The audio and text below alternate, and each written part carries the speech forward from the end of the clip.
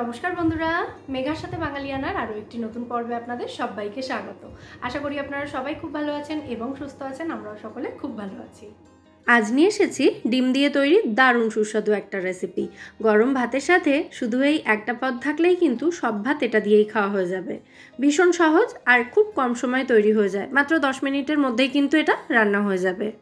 তো সবার প্রথমে আমি এখানে 4টে ডিম সেদ্ধ করে খোসা ছাড়িয়ে রেখেছিলাম। ডিমগুলোকে একটা সুতোর সাহায্যে মাঝখান থেকে এভাবে দুটুকরো করে কেটে নিলাম। এরপর একটা কড়াই ভালো করে গরম করে তার মধ্যে 3 টেবিল চামচ মতো সর্ষের তেল দিয়ে দিলাম। রান্নাটা অবশ্যই সর্ষের তেলেই করতে হবে। তেলটা ভালো মতো গরম হয়ে গেলে এতে হাফ টিস্পুন মতো হলুদ গুঁড়ো এবং হাফ টিস্পুন মতো নুন দিয়ে দিলাম। ভালো করে মিশিয়ে দিয়েছি। এবার দুটুকরো করে কেটে রাখা ডিমগুলো ভালো করে ভেজে নিতে হবে। তো ডিমের ভেতরের দিকের অংশটা, মানে যে দিকটাতে কুসুম আছে, সেই দিকটা আমি তেলের উপরে দিলাম। কেউ চাইলে গোটা ডিম ব্যবহার করেও কিন্তু এই রান্নাটা করতে পারেন, তবে আমার মনে হয় ডিমগুলো যদি দুটুকরো করে এভাবে ভেজে রান্নাটা করা হয় তাহলে কিন্তু রান্নার স্বাদ অনেক বেড়ে যাবে। তো তেলের উপরে ডিমগুলো দিয়ে দেওয়ার পর সামান্য আরও একটু হলুদ গুঁড়ো ওপর থেকে আমি ছড়িয়ে দিয়েছিলাম, এতে ডিমের কালারটা খুব ভালো হবে ভাজার পর। তো দেখুন, যে দিকটা তেলের ওপরে দেওয়া ছিল সেই দিকটা কিন্তু ভালো মতো ভাজা হয়ে গেছে। তো এগুলোকে আমি উল্টে দিয়ে আরও একটা পিঠও ভালো করে ভেজে নিয়েছি। তো এবার আমি ডিমগুলোকে তেল ঝরিয়ে একটা অন্য পাত্রে তুলে নিয়েছি। তারপর কড়াইতে যেটুকু তেল আছে তার মধ্যে হাফ টিস্পুন মতো কালো জিরে এবং একটা শুকনো লঙ্কা দিচ্ছি ফোড়নের জন্য। 25 থেকে 30 সেকেন্ড মতো সময় নিয়ে ফোড়নটাকে ভালো করে ভেজে নিয়ে তারপর এর মধ্যে দিয়ে দিতে হবে 1 টেবিল চামচ মতো রসুন কুচি। রসুনটা কিন্তু এই রান্নার অন্যতম একটা উপকরণ, সেই কারণে এটা স্কিপ করা যাবে না, অবশ্যই দিতে হবে। আর রসুনটা দিয়ে গোল্ডেন ব্রাউন কালার হওয়া পর্যন্ত ভালো করে ভেজে নিতে হবে। তো মোটামুটি 1 থেকে 1.5 মিনিট সময় নিয়ে মিডিয়াম টু হাই ফ্লেমে রেখে রসুনটা আমি ভেজে নিয়েছি। এবার এর মধ্যে দিয়ে দিলাম ঝিরিঝিরি করে কেটে রাখা পেঁয়াজ। এখানে আমি একটা বড় সাইজের পেঁয়াজ ব্যবহার করেছি। এবার এই পেঁয়াজটাকে ভালো করে একবার নাড়াচাড়া করে দিচ্ছি। পেঁয়াজটা আমাদের সুন্দর গোল্ডেন ব্রাউন কালার আসা পর্যন্ত ভেজে নিতে হবে।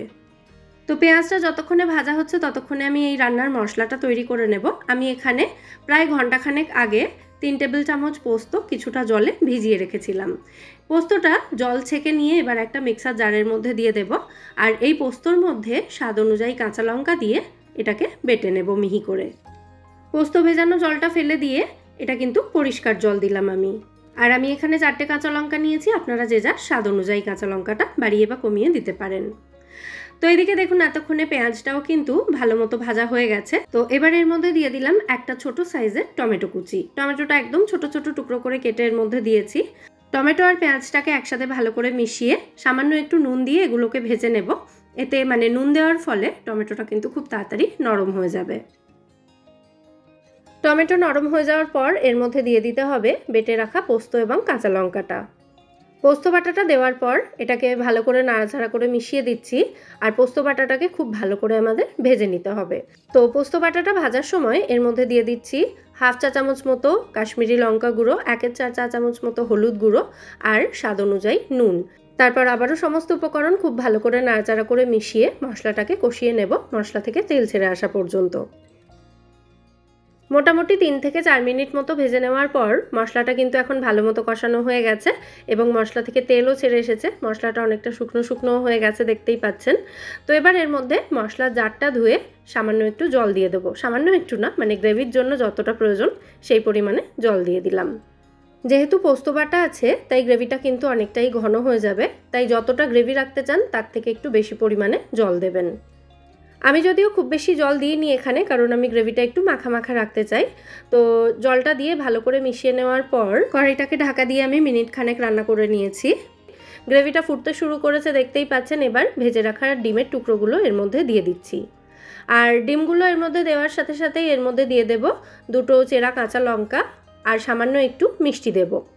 আমি জ্যাগারি পাউডার দিয়েছি, আপনারা চাইলে চিনিও দিতে পারেন। আর কেউ যদি মিষ্টি না দিতে চান তাহলে এটা স্কিপও করতে পারেন, তবে সামান্য একটু মিষ্টি দিলে কিন্তু গ্রেভির টেস্টটা ব্যালেন্স হবে এবং স্বাদ অবশ্যই বাড়বে। তো গ্রেভির মধ্যে ডিমগুলোকে ভালো করে নাড়াচাড়া করে দিয়ে কড়াইটাকে ঢাকা দিয়ে এটাকে আরও 3 থেকে 4 মিনিট আমি রান্না করে নিচ্ছি। 3-4 মিনিট রান্না করার পর আরও একবার হালকা হাতে এগুলোকে আমি নাড়াচাড়া করে দিচ্ছি। তারপর ওপর থেকে সামান্য একটু ধনেপাতা কুচি আর একটু কাঁচা সর্ষের তেল ছড়িয়ে এটাকে গ্যাস অফ করে 10 মিনিট মতো স্ট্যান্ডিং টাইমে রাখবো।